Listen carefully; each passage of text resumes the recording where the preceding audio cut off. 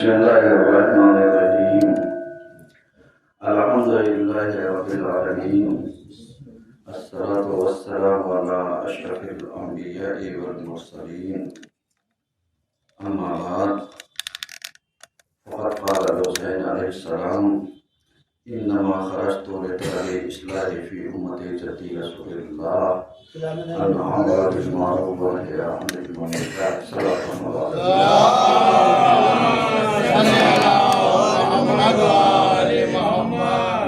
عزیزان گرامی، آج کے پہلے خطبے میں سلسلے مباحث کو آگے بڑھاتے ہوئے اور اپنی گفتگو کو سمیٹتے ہوئے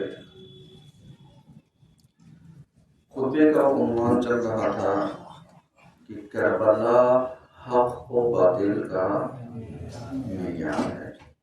اس موضوع پر ہماری گفتگو ماہ محرم سے اب تک جاری ہے اور آج کوشش یہ کی جائے گی کہ اس گفتگو کو سمیٹا جائے۔ حضور والا اگر آپ کے ذہن میں ہو، اذہان عالیہ میں ہو، تو ہم نے آپ کی خدمت میں عرض کیا تھا کہ انسان مجلس ماتم کر لیتا ہے، لیکن جو مجلسوں سے ایک درس، ہدایت، تربیت، ایک انقلاب، بدلاؤ اور اپنے نفس کی اصلاح،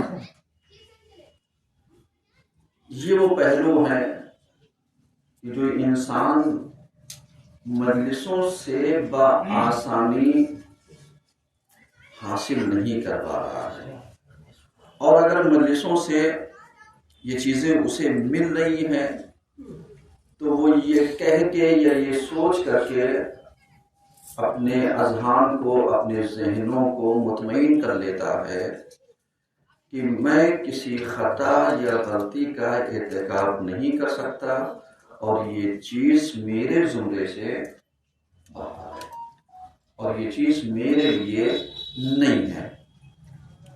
حضور والا انسان خاطی ہے، انسان خاکی ہے، انسان خطاوار ہے، اور اگر لاجک میں دیکھا جائے، منطق میں دیکھا جائے تو حضرت انسان کی تعریف یہی ہے: الانسان مرکب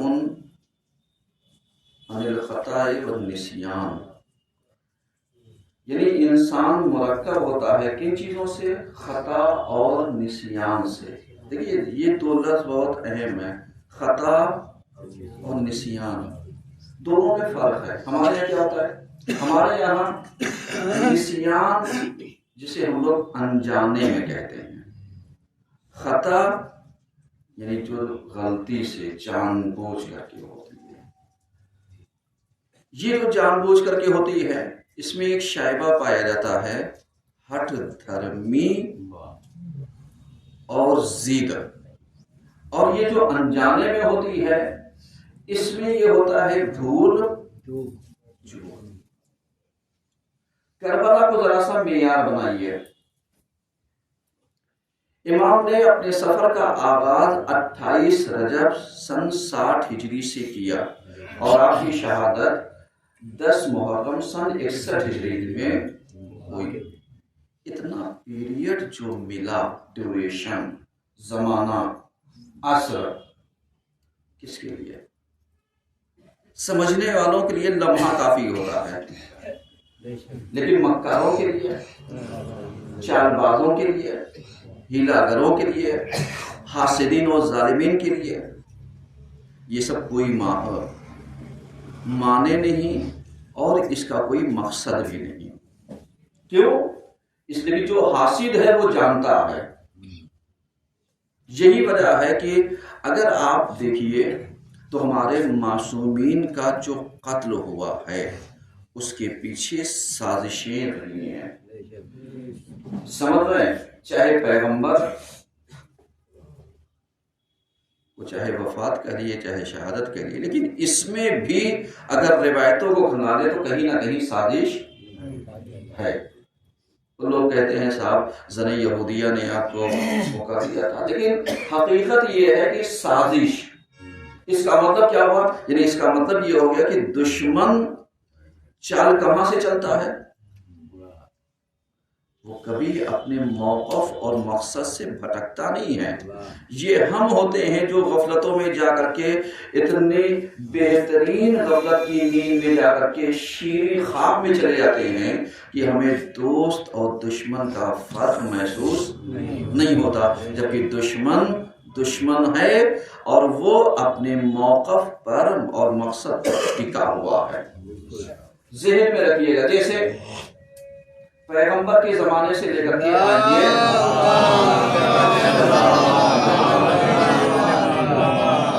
پیغمبر کی شہادت یا پیغمبر کی وفات، میں دونوں لفظ استعمال کر رہا ہوں تاکہ آپ اس چیز کو سمجھیے. 28 رجب سن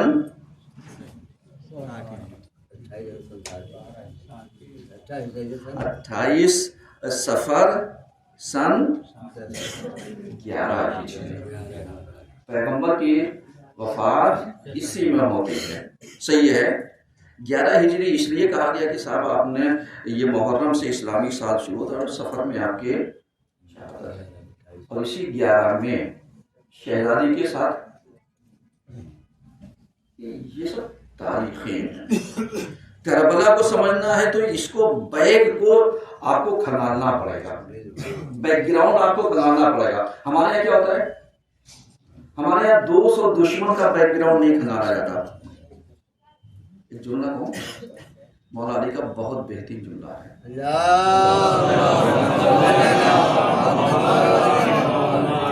مولا علی کا جملہ کیا ہے؟ جب آپ نے مالک اشتر کو مصر کا گورنر بنایا، حاکم بنایا، تو آپ نے حکومت کرنے کے چند اصول جو آپ نے نامہ لکھا، خط کا کس کو؟ مالک اشتر کو. اس کا ایک جملہ جو سنہرے حرفوں سے ہر جگہ پر لکھا جانا چاہیے، وہ جانتے کیا ہے؟ وہ یہی: مالک ان لوگوں کو حکومت میں جگہ نہ دینا جن کا سابقہ خائنی میں ہو، خیانت کاروں میں ہو، جن کا سابقہ بے ایمانوں میں ہو، جس کا سابقہ اچھا نہ ہو. آج ہمارے یہاں کیا ہوتا ہے؟ ہمارے یہاں یہی چیز چھوڑ دی جاتی ہے. ہم اسی چیز کو چھوڑ دیتے ہیں. ہم یہ سوچتے ہیں کہ صاحب سب ٹھیک ہے، لیکن مولا کی نگاہ کہاں تک دیکھ رہی ہے؟ سابقہ یعنی پچھلا ریکارڈ. سابقہ یعنی پچھلا ریکارڈ. آج جو دشمن پنکتا ہے اس کا ریزن یہی ہے کہ مولا کائنات السابقون السابقون ہے. صحیح ہے نا؟ سب سے پہلوں میں سے سب سے پہلے. اب انسان وہاں تک برابری تو نہیں کر پایا، لا کر کے ایک اسٹیپ گھٹا دیا. کہا صاحب بچوں میں اگر ایمان لانے والے تھے تو کون تھا؟ یعنی اس کا مطلب برابری نہیں کر پائے، گریڈ گرا دیا. کہا بچے تھے. یعنی اس کا مطلب آپ سمجھتے ہیں؟ یعنی کبھی کبھی جب کسی کا معیار گرانا ہوتا ہے تو ہم اس کا سابقہ نہیں دیتے، بلکہ اس کو اس گریڈ سے لا کر کے گرا دیتے ہیں. اگر اسی کو آج ہمارے سماج پر ذرا سا اس کو رکھ کر کے دیکھیے تو کہیں پر آپ کو نظر آتا نہیں آتا ہے. جیسے آیات اعظام کو لے لیجیے، مثال دے رہا ہوں. اس وقت کے زمانے غیبت کے اگر دیکھا جائے تو حاکم ہے یا نہیں ہے؟ یہ اور بات ہے حکومت نہ ہو، صحیح ہے، لیکن اگر جہاں پر حکومت ہے وہی ہے، شرائط اسی کے پائے جاتے ہیں. اب انسان اسی چیز کو لا کر کے کہہ دے صاحب میں تو انہیں نہیں مانتا. کیوں؟ کہا یہ تو بھائی عالم ہے، انہوں نے پڑھ لیا، عالم ہو گئے، ہم نہیں پڑھ پائے، ہم جاہل رہ گئے، لیکن ہم اور ان میں تھوڑا فرق تھوڑی نہیں، یہ تو ہمارے سامنے کھیلتے کودتے تھے. یعنی اس کا مطلب کیا ہوا؟ یعنی یہ کھیلتے کودتے تھے، یعنی اس کے بچپنے کو لا کر کے ہم نے گریڈ سے نیچے کر دیا، کیونکہ ہم اوپر جا نہیں سکتے تھے، اوپر والے کو نیچے لا کر کے اپنے برابر کر لیے۔ صلوات پڑھیے۔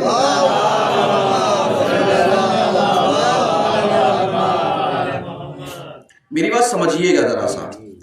اب اسی چیز کو آپ آئیے، امام نے کہا جن کا سابقہ یعنی پچھلا ریکارڈ خراب ہو اسے حکومت میں جگہ نہ دینا۔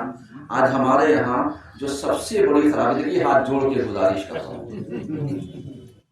جو ہمارے یہاں سب سے بڑی خرابی ہے آسان، یعنی منتظمین کو دیکھ لیجیے، ذمہ داران افراد کو دیکھ لیجیے، چاہے وہ کسی بھی کمیٹی کے، سمیتی کے، معلوم دیا انجمن کے، یا آخر کہیں، یہ میں ایک جنرل بات کہہ رہا ہوں، کسی کے اوپر کوئی کمنٹمنٹ نہیں ہے، سمجھ رہے ہیں؟ کیونکہ میری بات جا کر کے اتفاقاً چپک جاتی ہے، تو آپ چپکائیے نہیں، ہدایت کے زمرے میں اپنے آپ کو سنواریے، تاکہ یہ سوار لیں گے تو کل شرمندگی نہیں ہو۔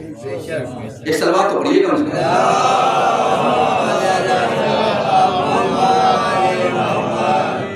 امام نے کہا سابقہ، پچھلا ریکارڈ، ہم نے کیا کیا؟ ہم نے پچھلا ریکارڈ نہیں دیکھا۔ پچھلا ریکارڈ اگر انسان کا دیکھا ہوتا تو کبھی ہم وہ غلطی جو تکراری ہوتی ہے وہ نہ ہوتی۔ آپ دیکھ لیجیے ہمارے ملکوں میں، اڑوس پڑوس میں دیکھ لیجیے، جب الیکشن وغیرہ ہوتا ہے تو پچھلا ریکارڈ کتنا بھی خراب ہو، کیا ہوتا ہے؟ کہا صاحب آپ کے پاس آپشن ہی نہیں، یہ 2-3 ہے، ان میں سے آپ کو چننا ہے۔ کیا اسلام اس طریقے کا آپشن دیتا ہے؟ ایسا تو کوئی آپشن نہیں ہے نا۔ جب ایسا کوئی آپشن نہیں ہے تو اس کا مطلب یہ ہے کہ اسلام کا نظریہ اور دنیا والوں کا نظریہ الگ ہے۔ ہمیں اسلامی نظریے پر آنا چاہیے، جس نظریے کو اسلام نے نظام کا نام دیا ہے۔ اگر آپ کے ذہن میں ہو تو ہم نے پچھلے خطبے میں کہا تھا نا، نظام۔ امام نے جو سفر کیا تھا کس چیز کو بچانے کے لیے؟ نظام کو بچانے کے لیے۔ یزید کس چیز کو چاہ رہا تھا؟ یہی نظام کو خراب کرنا چاہ رہا تھا۔ کیونکہ اگر آپ کے ذہنوں میں، تو امام نے فرق بتایا، ساری چیزیں بتائی، یہ عقل مندوں کے لیے ہے۔ اب ذرا سا یہیں پر آئیے، میں یعنی کوفے کا ایک سفر، اسی موقع پر ابن زیاد نے گیٹ اپ کس کا اختیار کیا تھا؟ بھئی میری بات آپ سمجھیے گا، گیٹ اپ کس کا اختیار کیا؟ کہا صاحب قافلہ حسینی کا گیٹ اپ اس نے اپنایا۔ کہا صاحب یہ قافلہ تیار کرو، اور ایسے ایسے جیسے امام نکلے تھے، اور امام کے اس میں اس نے وہی لباس پہنا، اسی وہی انداز، وہی چال، وہی رنگ، وہی ڈھنگ، وہی ساری چیزیں، چونکہ آپ جانتے ہیں میک اپ تو کر کے سب برابر ہو جاتا ہے نا۔ ارے سر بھائی پتا چلے، ہاں بھائی میک اپ سے سب برابر ہوتا ہے، غور کر رہے ہیں؟ تو یہ اس زمانے میں اس نے یعنی امام کا رنگ روپ اپنایا۔ سوال یہ ہے کیوں؟ یہ آپ غور کیجیے، کیونکہ موضوع ذہن میں رہے، کربلا حق اور باطل کا معیار ہے۔ اس نے کیا کیا؟ اس نے یہی کام کیا کہ صاحب ہم لوگوں کے جذبات سے کھیل لیں، لوگوں کے جذبات کا مس یوز کر لیں، اور اس کے بعد ہمیں پتا چل جائے گا کون کون امام کا اصلی وفادار ہے۔ ہمارے ساتھ کیا ہوتا ہے؟ ہمارے ساتھ بھی ایسے ہی ہوتا ہے کبھی کبھی۔ معلوم دیا کہ صاحب انسان نعرہ بہت اچھا لگاتا ہے، صاحب میں آیا ہوں کام کرنے کے لیے، میں آؤں گا، یہ کروں گا، وہ کروں گا، وہ کروں گا، تو جو نادان قسم کے افراد ہوتے ہیں کہتے ہیں ہاں صاحب موقع تو دینا چاہیے، صاحب موقع دو اسے۔ یار اتنا تو دیکھو سمجھداری ہے، یا جو ذمہ داری دینا چاہتے ہو اس کے لائق ہے یا نہیں ہے، اس کا سابقہ ان چیزوں سے جڑا ہے یا جڑا نہیں ہے۔ اب یہ سب ساری چیزیں دیکھو، شعور ہے، سمجھداری ہے اس کے پاس، جیسے کہ نبھانے کی چھمتا ہے یا نہیں، بس یا اس کا دعویٰ اور آپ نے اٹھایا سونپا، اس نے سارے بنے بنائے سسٹم کو اپنے حساب سے خراب کیا۔ اس کے بعد جب خراب ہو گیا، کہا صاحب ہمیں تجربہ تو تھا نہیں، ہم کام ہی تو کرنا چاہ رہے، بگڑ گیا تو کیا کروں؟ پتہ چلا بگڑ گیا تو کیا کرے؟ معلوم لیا تم نے 100 سال کی محنت کو لمحے بھر میں کہیں اس میں ضائع کر دیا۔ اب آپ بتائیے، پیغمبر نے جتنا ایمان لوگوں کے اندر بھرا تھا، شہزادی کی وجہ سے جتنا ایمان لوگوں کے اندر جاگا تھا، مولا علی کی وجہ سے جتنا ایمان لوگوں کے اندر جاگا تھا، امام حسن کی قربانی سے جتنا ایمان جاگا تھا، آپ سمجھیے گا یہ سب ایمان کو لا کر کے جمع کیا اور دشمن نے ایک حربہ کھیلا کہ صاحب حسین کے لشکر کی کاپی کر کے وہ آ گیا، اور آنے کے بعد مسجد کوفہ پہنچا تو سب کے چہرے نعرہ تکبیر صلوات اور یہ وہ فلاں ڈمک اور کیا کیا، اور جب چہرے سے نقاب ہٹائی تو لوگوں کے چہرے کیا ہو گئے؟ فق ہو گئے، ہاں آج پکڑے گئے۔ اب میرے ساتھ کیا ہوگا اللہ بھی جانتا ہے۔ اب ذرا سا میں سماج کے حساب سے ہاتھ جوڑ کر کے ایک جملہ کہنا چاہتا ہوں، عالم کی جگہ پر غیر عالم کو لا کر کے جب بٹھاتے ہو تو کیا کبھی یہ سوچا کہ اسلام کو اگر نقصان پہنچے گا تو یہ جو سادی اور بھولی عوام ہے اس کا ذمہ دار کون ہوگا؟ کبھی سوچا؟ یا خالی حاسد کی فہرست میں، حاسدین کی صورت میں صرف جلاوا، جلن، حسد، یہ وہ اس میں رہے گا، صاحب ہم نہیں بلائیں چاہے ایک جاہل کو بلا لیں گے، لیکن کبھی سوچا کہ اس کا اثر کیا ہوگا؟ سمجھ رہے؟ کربلا اتنی آسانی سے سمجھنے والی نہیں ہے جتنی آسانی سے آپ سوچتے ہیں سب سمجھ میں آ جائے گا۔ تو سمجھ میں آیا کہ جب امام کے جو واقعی ہمدرد تھے ان کا چہرہ جب آیا ہو گیا نا، تو انہوں نے اپنے آپ کو بچانے کے لیے امام کے ساتھ بے وفائی کی ہے۔ سمجھیے گا ریزن جو کوفے کا ایک تبڑا ہوا آتا ہے کہ صاحب یہ کوفی لا یوفی کیوں ہو گئے، بے وفا انہوں نے کیوں کیا، جبکہ اچھے خاصے لوگ وفاداروں کی تعداد کوفیوں کی سب سے زیادہ ہے، لیکن جتنا امام کو امید تھی اس امید پر کھڑے نہیں اترے۔ کبھی آپ نے اس پہلو کے اوپر سوچا؟ کبھی آپ اس اینگل سے آپ نے آ کر کے سوچا؟ اب سمجھ میں آیا کہ کوفیوں نے کیوں بے وفائی کی تھی؟ کیونکہ وہ یہی سوچ رہے تھے میری جان بچ جائے، میرا مال بچ جائے، میرے مال و اسباب بچا رہ جائے، میرا گھر دوار، میرے بیوی بچے محفوظ رہ جائیں، ولو ہم امام کے ساتھ بے وفائی کر لیں۔ سمجھ گیا ہے؟ آج آپ پلٹ کر کے دیکھیے، کبھی آپ کا ایک چھوٹا سا انجانے میں لیا ہوا فیصلہ ہو سکتا ہے پورے نظام کو تہوارہ کر دے۔ ذمہ دار کون ہوگا؟ امام کو کرنا کیا تھا؟ صرف بیعت ہی تو کرنی تھی، صحیح ہے، بیعت ہی تو کرنی تھی۔ امام نے بیعت نہ کر کے پورا، دیکھیے سمیٹ رہا ہوں خطبے کو کیونکہ وقت نہیں ہے کہ میں بہت زیادہ اس کے اوپر گفتگو کروں، لیکن ذرا سا آپ سمجھیے گا کیونکہ موضوع کو سمیٹ رہا ہوں تاکہ نتیجہ آپ تک عرض کر سکوں کہ انسان یہاں تک آنے کے بعد کیا یہ سمجھتا ہے کہ مجھے قربانی دینی پڑے گی؟ جہاں قربانی کا موقع آیا وہاں ہم گھروں میں دبک کر کے بیٹھ جاتے ہیں اور یہ سوچ لیتے ہیں صاحب جب باہر والے سب نپٹ لیں گے، جب موقع صحیح ہو جائے گا تو چلیں گے۔ امام حقیقت میں بتائیے، یہ کوفیوں سے جب بعد میں سوال کیا گیا تم نے امام کے ساتھ بے وفائی کیوں کی، ان کا جواب جو لب و لباب تھا وہ یہی تھا کہ ہمیں اندازہ نہیں تھا کہ امام کے ساتھ اتنا سب کچھ ہو جائے گا، اور یہی وجہ تھی کہ امام کی شہادت کے بعد قیام توابین آیا تاکہ جو بے وفائی کی تھی اس کی بھرپائی کر جائے۔ تو کیا اپنی جان دینے سے بعد میں اس کی بھرپائی کر لو گے؟ موقع پر فیصلہ لیا ہوا یہ اتہاس کو بدل دیتا ہے۔ اور ہم کیا کرتے ہیں؟ ہم جب موقع ہوتا ہے تو اپنے گھروں میں جا کر کے یہ سوچ کر کے بیٹھ جاتے ہیں میں کوئی کمیٹی میں تھوڑی نہ ہوں، میری ذمہ داری تھوڑی نہ ہے۔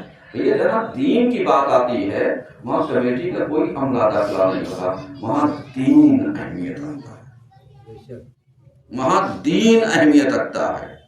جہاں پر یعنی اسلام کی بات آئے، نظام کی بات آئے، جہاں پر شریعت کی بات آئے، جہاں پر وقار اسلام کے چہرے کا وہ ہو، وہاں پر کمیٹی سمیٹی اور یہ وہ ذمہ داران افراد نہیں دیکھے جاتے، سمجھ رہے ہیں؟ اور امام نے کسی کے اوپر برڈن بھی نہیں ڈالا، زور زبردستی بھی نہیں کی۔ 28 رجب سن 60 ہجری کو چلے اور کربلا تک آ گئے اور ہر جگہ خطبہ دیتے ہوئے گفتگو کرتے ہوئے تاکہ لوگوں کو یہ بتا دیں کہ کربلا کا دامن اتنا زیادہ گنجائشور ہے جس میں مذہب، ذات پات، رنگ، نسل، فرقہ، مسلک نہیں دیکھا جاتا۔ اور کربلا کے اندر سمٹنے کے لیے مسلمان ہونا بھی شرط نہیں ہے، کیونکہ ہر قوم پکارے گی ہمارے میں، انسان کو بیدار تو ہو لینے دو، ہر قوم پکارے گی۔ یعنی آپ سمجھ رہے اس کا، یعنی کربلا کو آپ لا کر کے کہاں پر رکھیں گے؟ تب ہر انسان صحیح اور غلط کو سمجھے گا۔ اگر کربلا کو ہم نے لا کر کے ایک فرقے میں سمیٹ دیا، کسی کی ملکیت میں لا کر کے دے دیا، جیسے بہت سارے افراد آ کر کے یہ کہتے ہیں صاحب کربلا بہتوں کی سمجھ میں نہیں آئے گی۔ پہلے خود بتا دو تو نے کربلا کو سمجھا ہے، پہلے خود بتا دو تیری بینش کتنی ہے، تیری سمجھداری کتنی ہے، چاہے وہ علماء کے صفوف ہوں، چاہے وہ خطباء کے صفوف ہوں، چاہے وہ شورا کی صفے ہوں، چاہے وہ سمجھداروں کی ہے۔ اب جس کا لیول جتنی معرفت سے رکھے گا اس کے درجات اسی حساب سے مرتب ہوں گے، اسی حساب سے ذمہ داری ہوگی۔ ہم اپنا دامن یہ کہہ کے نہیں بچا سکتے، کیونکہ ایک واقعہ آپ کو میں بتاؤں اور گفتگو کو سمیٹ رہا ہوں، بس آخری بات۔ ہم یہ سوچتے ہیں اگر کہیں پر مجلس ہوتی ہے تو بانی کی ذمہ داری، محفل ہوتی ہے تو محفل کرنے والے کی ذمہ داری، پروگرام ہوتا ہے تو آرگنائزر کی، سنیے گا میری بات میں بہت ذمہ داری کے ساتھ عرض کر رہا ہوں، آرگنائزر کی ذمہ داری۔ اور اس کے بعد ہم یہ سوچتے ہیں میری مرضی جاؤں یا نہ جاؤں۔ حسین کیا کرتے ہیں سنیے گا، امام نے ہر چیز کا حساب رکھا ہے۔ جیسے ہمارے یہاں دستور یہ ہے کہ جہاں پر یہ جو بریانی وریانی ہوتی ہے نا، یہاں پبلک زیادہ ہوتی ہے، جبکہ ہمارے یہاں جوئی میں اس چیز کو الحمدللہ بہت کمی واقع ہو گئی ہے، مطلب بریانی ہو یا نہ ہو لیکن الحمدللہ بلائی مجمع ہمیشہ آتا رہتا ہے۔ ایک سلوات پڑھیے۔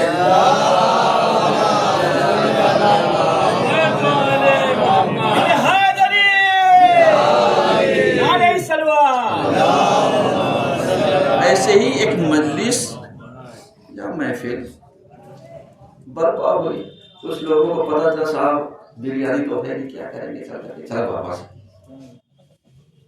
ہے نا۔ جیسے مجلسیں ہوتی ہیں تو معلومیہ پتا کرو کیا بنے گا، اب معلومیہ کی حساب فلاں دینا اچھا یہ ہے تب تو رکیں گے۔ اور اگر ایسے ہی سادہ سودی سی مجلس ہو رہی ہے، سمپل سی، کہ مجلسیں کو معیار سمپل نہیں ہوتا، اجر بہت بڑا ہے، یہ ہماری نظروں میں ہے کہ ہم اسے کم و زیادہ میں تولتے ہیں۔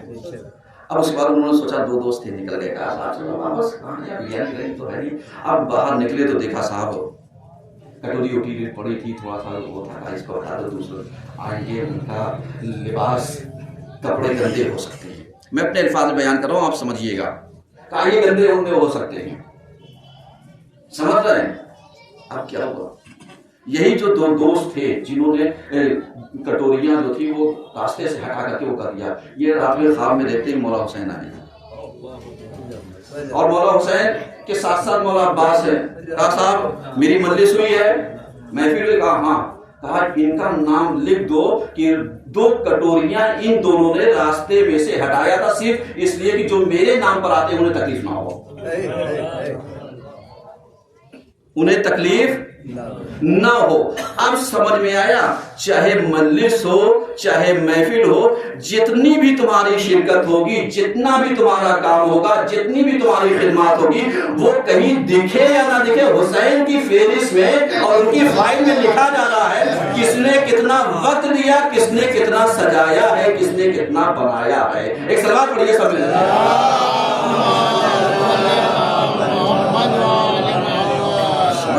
کربلا حق اور باطل کا معیار، حسین کیا اسی بنیاد پر اجر مرتب ہوتا ہے۔ انشاءاللہ جتنے بھی مومنین ہیں یہ کوشش کریں جہاں پر بھی مجلسیں ہوں، محفلیں ہوں، حسین کے نام پر، ان کے نام پر ہاتھ بٹائیں، ہاتھ جھلا کر کے نہ چلے جائیں کہ یہ میرا کام نہیں ہے، سمجھ رہے ہیں، کیونکہ حسین کی یہاں سب لکھا جاتا ہے، اور جب لکھ لو گے تبھی تو پتہ چلے گا جون کون ہے، قمبر کون ہے، گوزر کون ہے، تب پتہ چلے گا کس کا کردار کس سے جا کر کے میچ کرتا ہے۔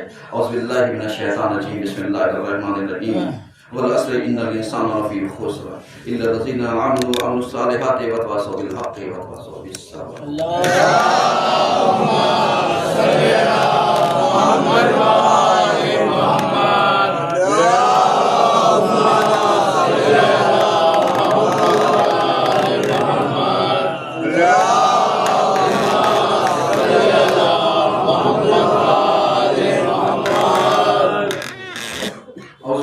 من الشیطان الرجیم، بسم اللہ الرحمن الرحیم، الحمدللہ رب العالمین، الصلاة والسلام علی اشرف الانبیاء والمرسلین، اما بعد فقد قال رسول اللہ صلی اللہ علیہ وآلہ وسلم ان الحسین مصباح الہدی وسفینۃ النجاۃ، صلی اللہ علیہ وسلم۔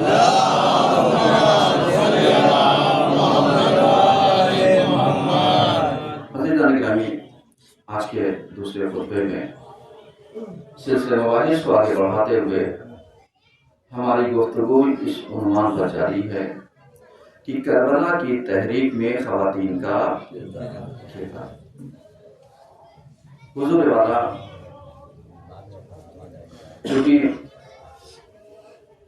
عنوان کو میں سمیٹ رہا ہوں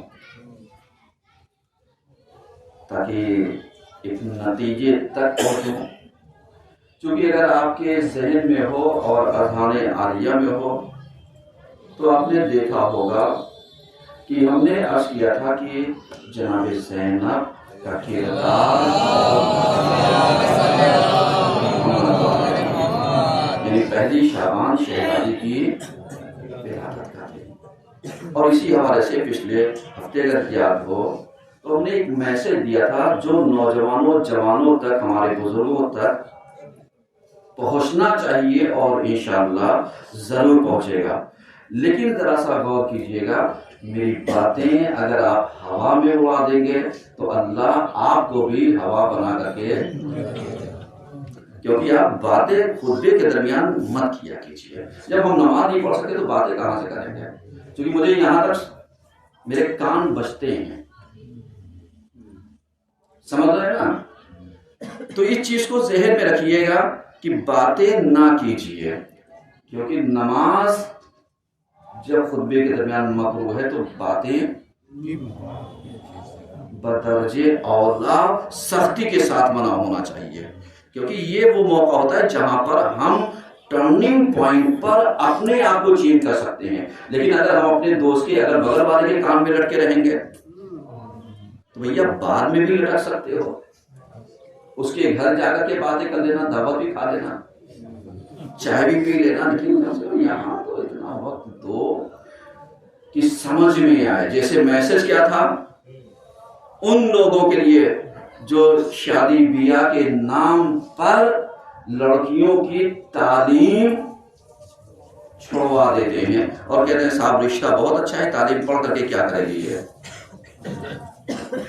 یاد ہے نا؟ تو اگر آپ نے یہ کہہ کے اسے شادی میں شرط رکھی ہوگی یا لڑکی نے یہ شرط رکھی ہوگی کہ یا لڑکی کے گھر والوں نے کہ صاحب شادی ہو جائے ٹھیک ہے ہم کر دیں گے، لیکن اس کی تعلیم سے آپ اسے نہیں روکیے گا، اگر ایسی شرط رکھی ہوگی تو یہی لڑکی کل آپ کو جنت میں جانے سے، اور ہر لڑکی کو ہر لڑکے کو اختیار ہے اپنی زندگی میں کچھ شرطوں کے رکھنے کا. جیسے جناب زینب نے رکھی تھی شرط شادی کے وقت جناب عبداللہ سے کہ ٹھیک ہے شادی ہو رہی لیکن جب بھی میں اپنے بھائی کے گھر جانا چاہوں گی آپ روکیں گے نہیں، اور جب میرا بھائی اگر سفر پر جائے گا تو میں ان کے ساتھ جاؤں گی. یہ شادی تھی. اب اسی کو ذرا سا پلٹیے. اگر کوئی لڑکی یہ شرط رکھتی ہے کہ صاحب میں آپ کی خدمت کے لیے حاضر ہوں، لیکن آپ کے ماں باپ کی خدمت اگر میں کر دوں تو یہ احسان، ورنہ میری ذمہ داری نہیں ہے. میری بات سمجھیے گا، بہت ذمہ داری صاحب، کیونکہ میں سماج کے فتنہ اور فساد جن بنیاد پر گھروں میں اختلافات ہوتا ہے ان چیزوں کو ڈسکس کرنا چاہتا ہوں تاکہ آپ سمجھیے گا کہ ایک عورت کیا کر سکتی ہے، کیا کرنا چاہیے، اس کی ذمہ داری کیا ہوتی ہے. کیونکہ ماں باپ کبھی کبھی اپنی انا کی بنیاد پر بیٹی بیٹوں کو، دامادوں کو یا بہو کا گھر بآسانی اجاڑ دیتے ہیں، صرف یہ بلیم کر کے کہ صاحب یہ ہماری خدمت نہیں کرتی ہے، یہ ہمارا خیال نہیں کرتی ہے. اسلامی نظریے کو میں پیش کر رہا ہوں، اسلامی نظریے کو. خدمت کرنا یہ لڑکی کا کام نہیں ہے، اولاد کی ذمہ داری ہے. اگر لڑکی انجام دیتی ہے تو اس کا اخلاقی فریضہ ہے، اور وہ چاہے تو خدمت کرنے کی اجرت شوہر سے لے سکتی ہے کہ صاحب ٹھیک ہے ہم آپ کے ماں باپ کی دیکھ ریکھ کریں گے لیکن آپ ہمیں پر منتھ اتنی خدمت کا اجر جو ہے یا اجرت جو ہے ہمیں دیجئے. اور یہ شرط رکھ سکتی ہے، آپ اسے قبول کیجیے. آپ کو منتری اسے کیا کرنا پڑے گا؟ آسان سلوات تو پڑھیے کم سے کم.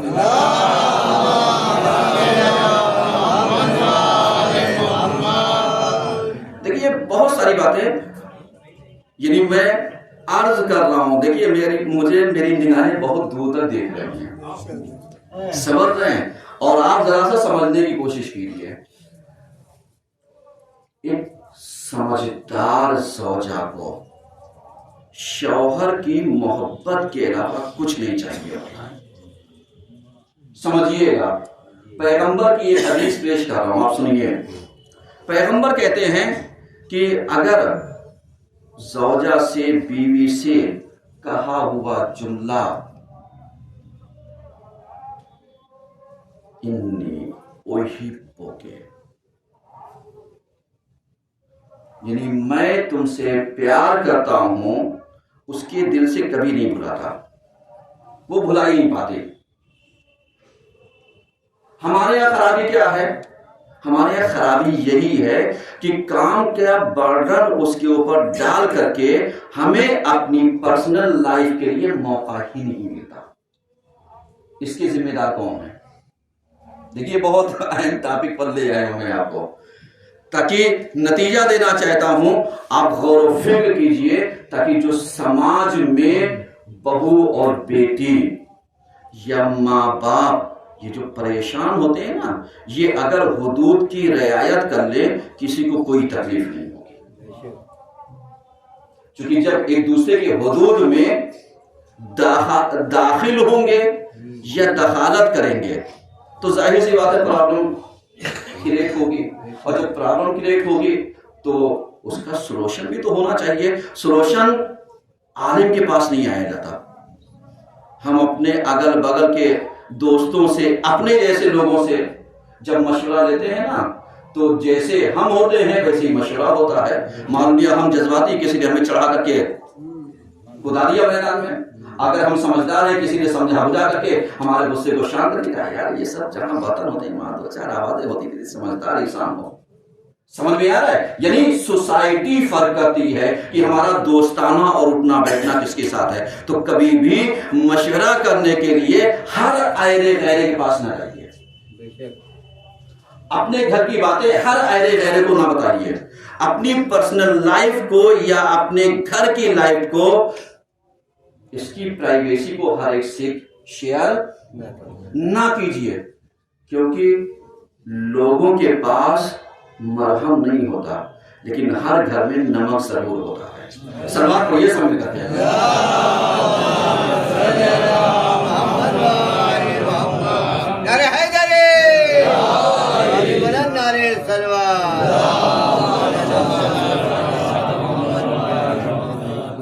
سمجھیے گا میرے دلوں، سمجھیے گا. اور نوجوانوں کے لیے کہ تم شادی کرنا چاہتے ہو تو تمہاری شادی کا مقصد ہونا چاہیے،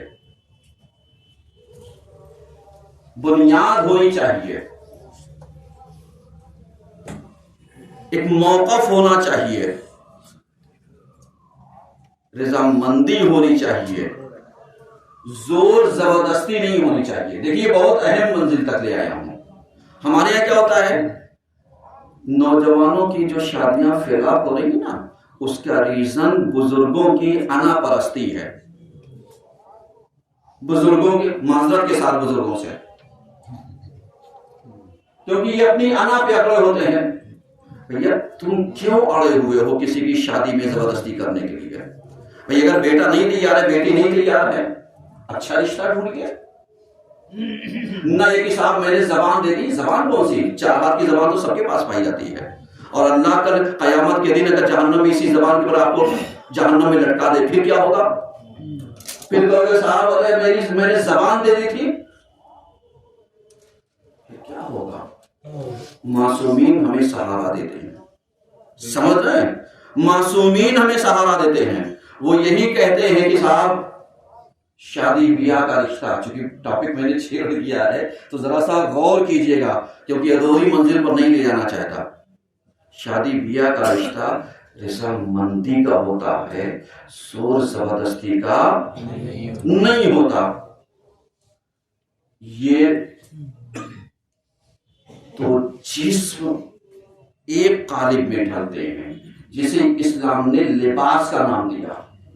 اور ہم کیا کرتے ہیں، دو لوگوں کو اگر زبردستی باندھ دیں گے تو روحوں کو کون باندھے گا؟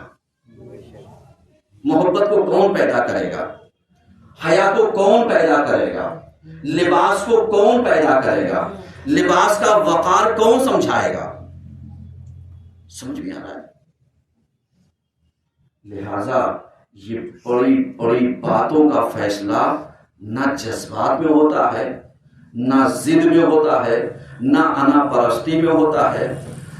چونکہ ہم نے بہت سارے رشتہ داریوں کو پہلے پیار محبت پایا جاتا تھا، ہم نے زبان دے دی صاحب بچپنے میں کہ ان کی لڑکی کو اپنے لڑکے سے یا اپنی لڑکی کو ان کے لڑکے سے بیاہ دیں گے. اور جب بڑے ہو گئے تو انہوں نے پروان جب چڑھایا تو نظریہ بدل گیا، انہوں نے جب جوانی میں قدم رکھا تو ان کا نظریہ بدل گیا. لیکن یہ دونوں اڑے ہوئے ہیں کہ صاحب ہم نے تو زبان دے دی ہے، زبان دے دی تو جو میل محبت تھی وہ بھی چند مہینوں کے اندر خراب ہو گئی.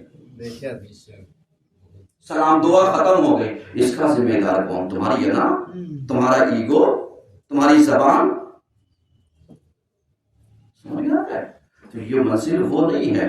اب آپ سمجھیے گا، پیغمبر کا وہی راستہ اپنائیے گا کہ پیغمبر نے بغیر اپنی بیٹی سے پوچھے ہوئے، رضامندی جانے ہوئے. ہمارے کیا ہوتا ہے، ہم اپنی بیٹی کو باتیں نہیں بتاتے ہیں، اور اگر وہ باتیں پوچھنا بھی چاہے تو اسے اپنے دوستوں سے، دوسروں سے پتا چلتا ہے. شفافیت ہم نہیں رکھتے ہیں. کیوں نہیں رکھتے بھیا؟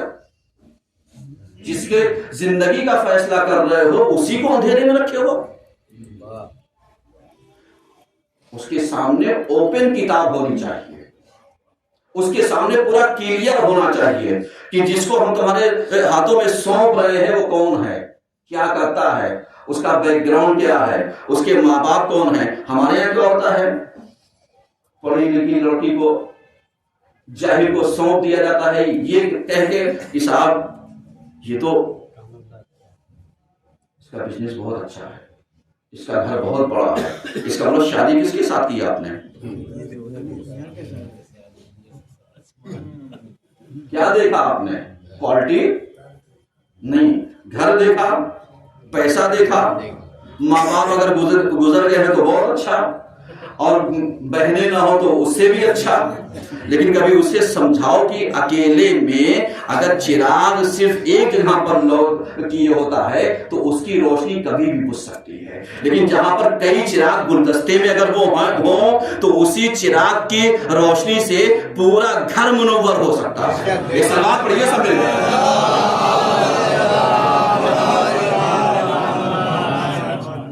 سمجھ میں آ رہا ہے میری باتیں؟ 3 شعبان مولا علی کی ولادت، یعنی امام حسین علیہ السلام کی ولادت، صحیح ہے نا؟ 3 شعبان. امام حسین علیہ السلام کون؟ نواسے پیغمبر کے، لیکن شرف جو ملا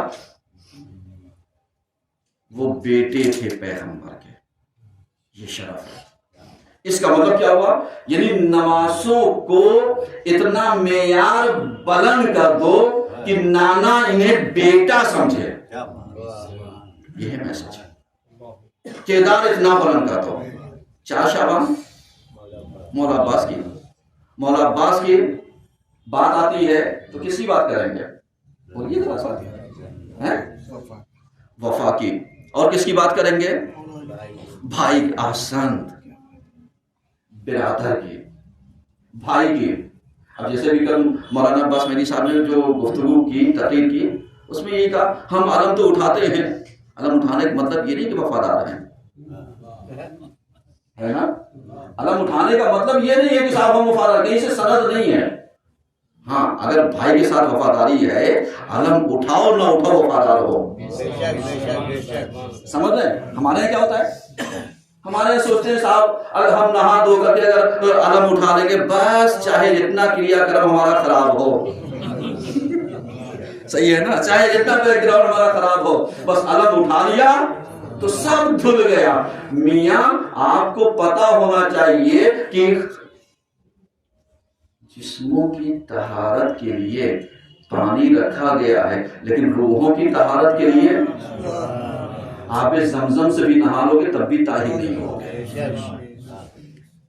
روحوں کی طہارت کے لیے ایمان مضبوط ہونا چاہیے، اللہ پر یقین مضبوط ہونا چاہیے. جب اتنا مضبوط کر لو گے تب جا کر کے سمجھ میں آئے گا کہ تمہارے اندر پایا کیا جاتا ہے. تو اب سمجھ میں آیا کہ بھائی کا اگر وہ ہے 4 شعبان مناتے ہو تو بھائی سے رشتہ صحیح رکھنا، پہلی شعبان مناتے ہو تو بہن سے رشتہ صحیح رکھنا، 3 شعبان مناتے ہو تو امام کی اطاعت میں رہنا. تو جب ایسے ہی بڑھتے جاؤ گے تو ہم تیار ہوں 15 شعبان کے لیے، تاکہ کم سے کم جب امام آئے تو ہم اپنے کو سرباز کہہ سکیں، ہم اپنے کو اس کا سپاہی کہہ سکیں.